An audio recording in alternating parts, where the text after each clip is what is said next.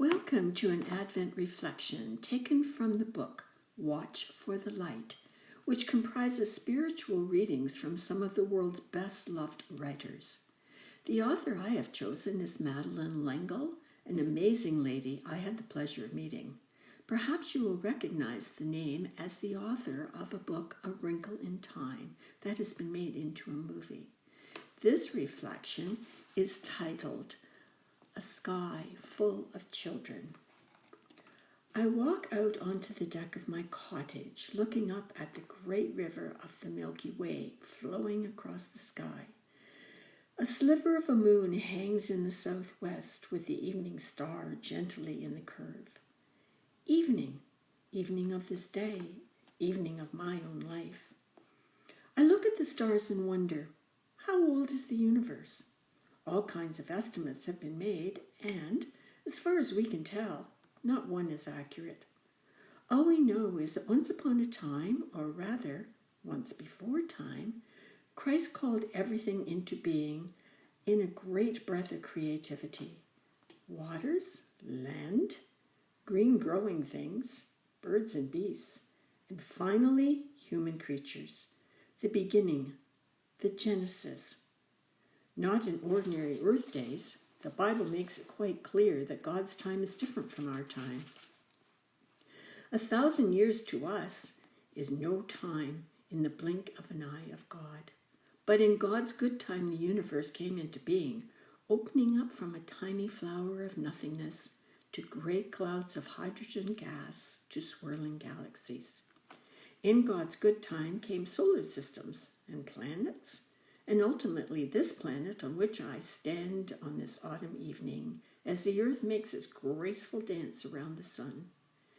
It takes one earth day, one earth night, to make a full turn, part of the intricate pattern of the universe, and God called it good, very good. A sky full of God's children, each galaxy, each star, each living creature, every particle and subatomic particle of creation, we are all children of the Maker. From a subatomic particle with a lifespan of a few seconds to a galaxy with a lifespan of billions of years, to us human creatures somewhere in the middle in size and age, we are made in God's image, male and female, and we are, as Christ promised us, God's children by adoption and grace. Children of God, made in God's image. How? Genesis gives us no explanation, but we do know instinctively that it is not a physical image. God's explanation is to send Jesus, the incarnate one, God enfleshed.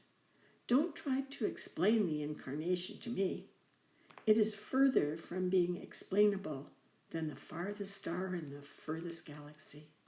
It is love, God's limitless love, and fleshing that love into the form of a human being, Jesus, the Christ, fully human and fully divine. Was there a moment, known only to God, when all the stars held their breath, when the galaxies paused in their dance for a fraction of a second, and the Word, who had called it all into being, went with all his love into the womb of a young girl, and the universe started to breathe again, and the ancient harmonies resumed their song, and the angels clapped their hands for joy. Power, greater power than we can imagine, abandoned, as the Word knew the powerlessness of the unborn child, still unformed, taking up almost no space in the great ocean of abnormal fuel, unseeing, unhearing, unknowing, slowly growing as a human embryo grows arms and legs and a head, eyes, mouth, nose, slowly swimming into life until the ocean in the womb is no longer large enough and it is time for birth. Christ, the second person of the Trinity, Christ, the maker of the universe, or perhaps many universes, willingly and lovingly leaving all that power and coming to this poor, sin-filled planet to live with us for a few years, to show us what we ought to be and could be. Christ came to us as Jesus of Nazareth, wholly human and wholly divine, to show us what it means to be in God's image. Jesus, as Paul reminds us, was the firstborn of many brethren. I stand on the deck of my cottage, looking at the sky full of God's children, and know that I am one of them. Blessings on your day and your footsteps forward throughout your Advent journey.